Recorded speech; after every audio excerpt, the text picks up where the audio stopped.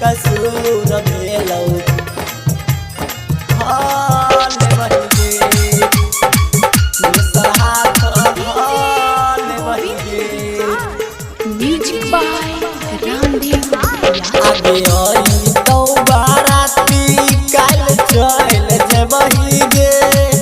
आगे आई तो बाराती काल चल जबही गे। आगे चल जबही गे। बोलना हमारा से कवन कसूर भेलौ दूसर हाथ हाल बहिगे।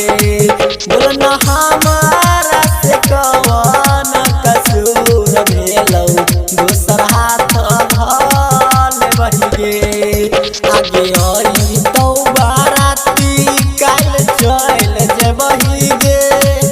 आगे आई तो बाराती काल चल जबही गे। आगे चल जबही गे। बोलना हमारा से कवन कसूर भेलौ दूसर हाथ हाल बहिगे।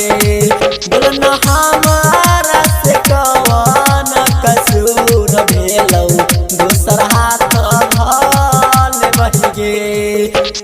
MR रिकॉर्डिंग स्टूडियो अग्रोपट्टी चौक। दूसर हाथ हाल बहिगे। आगे अपन मानलियौ बिरान हो गेले गे। आगे अपन मानलियौ बिरान हो गेले गे। आ बिरान हो गेले गे।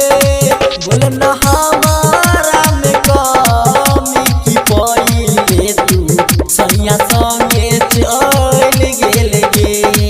बोलना हमारा में कमी की पहिले तू सैया संगे चल गेल गे।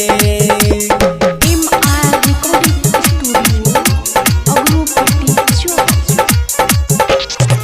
दूसर हाथ हाल बहिगे।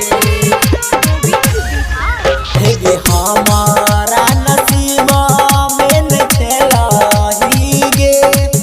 हे गे हमारा नसीबा में न छलही गे। नहीं छलही गे। छोटू छलिया के तू आई गे। मंगल संगे गेलही गे। छोटू छलिया के तू आई गे। कमल संगे गेलही गे। Mix by MR recording studio Agropatti Chowk.